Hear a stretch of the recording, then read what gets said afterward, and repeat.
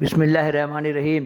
اللہم صلی علی سیدنا و مولانا محمد النبی الامی وآلہ و صحابہ بارک وسلم صلاۃً و سلاماً علیکہ۔ میں سدا بہار اسلام سے سید نعیم الدین مخاطب ہوں اور اسوائے حسنہ شمس قمر غوث بنگالہ پارٹ بائی پارٹ ڈال رہا ہوں۔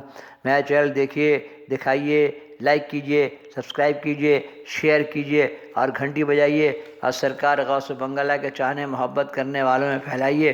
اللہم صلی علی سیدنا و مولانا محمد النبی الامی وآلہ و صحابہ بارک وسلم صلاۃً و سلام علیہ۔ پارٹ 83، دعوت وصل یا پیغام ہجر۔ اللہم صلی علی سیدنا و مولانا محمد النبی الامی وآلہ و صحابہ بارک وسلم صلاۃً و سلام علیہ۔ 7 ذی القعدہ کی شام کو اللہم صلی علی سیدنا و مولانا محمد النبی الامی وآلہ و صحابہ بارک وسلم صلاۃً و سلام علیہ۔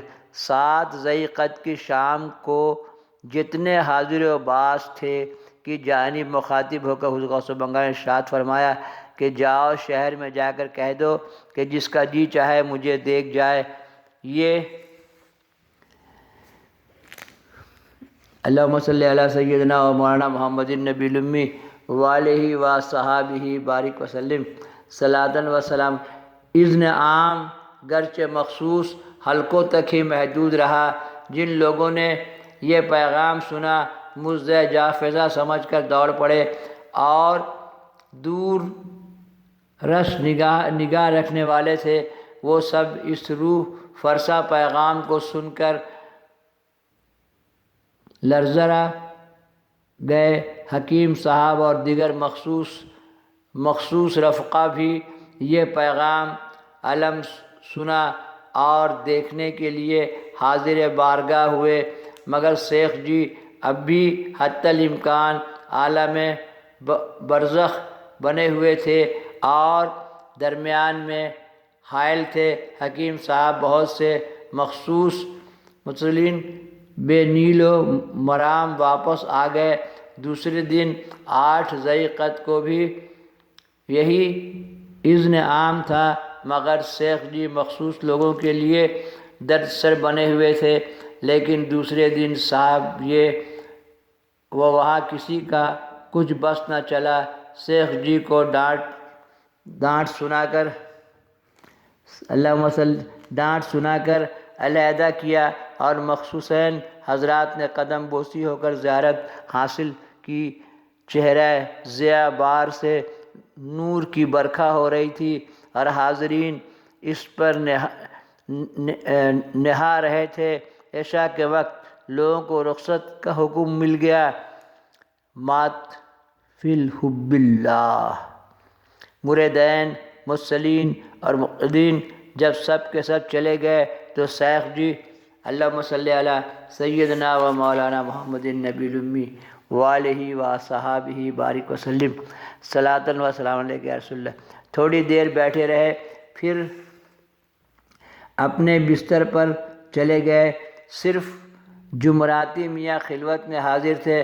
اعلیٰ حضرت اسبات کی ضرب لگا کر وصال کو دعوت آمد دے رہے تھے، مگر جمعراتی اس راز سے بے خبر ٹکٹکی لگائے حضور غوث بنگالہ کو دیکھ رہا تھا۔ کبھی آپ خاموش ہو جاتے اور سرگوشی میں گفتگو فرماتے، کسی کو خوش آمدید کہتے اور کسی کو فی امان اللہ۔ روحانیات کے ان تاجداروں کی آمد و رفت اور گفت و شنود سے جمعراتی حیرت میں تھا۔ وہ سوچ رہا تھا کہ جو کچھ نہیں ہوا وہ آج ہو رہا ہے، لیکن کیوں؟ اس کا جواب نہ اس کے مسکین ذہن دے سکتا تھا اور نہ ہی اس میں پوچھنے کی جرات تھی۔ بدھ بن کر سب کچھ صاف دیکھ رہا تھا۔ معاملات، گفت و شنود اس کی سمجھ سے باہر تھے۔ بالآخر حضور غوث بنگالہ نے جمعراتی میاں سے فرمایا، جی تھوڑا دیر آرام کر لو۔ حکم پاتے ہی جمعراتی ایک گوشے میں جا کر ڈھیر ہو گئے۔ اب اس دنیا مافیہ کی کوئی خبر نہیں تھی۔ اس کے بعد غوث بنگالہ کس حال میں رہے اور کیا حالات و واردات اس خلوت میں قدام پیش آئے، اللہ تعالیٰ بہتر جانے۔ 3 بجے بھور کو آپ نے جمراتی کو آواز دی۔ آواز سنتے ہی وہ دوڑ پڑا۔ حکم ہوا چائے لاؤ، لیکن پتی زیادہ اور تلخ چائے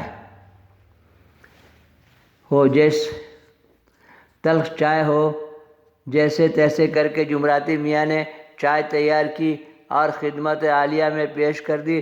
جمراتی نے دیکھا کہ معمول سے زیادہ آج آپ کی دونوں آنکھیں سرخ ہیں، لیکن اس وجہ سے کہ سب بیداری ہی۔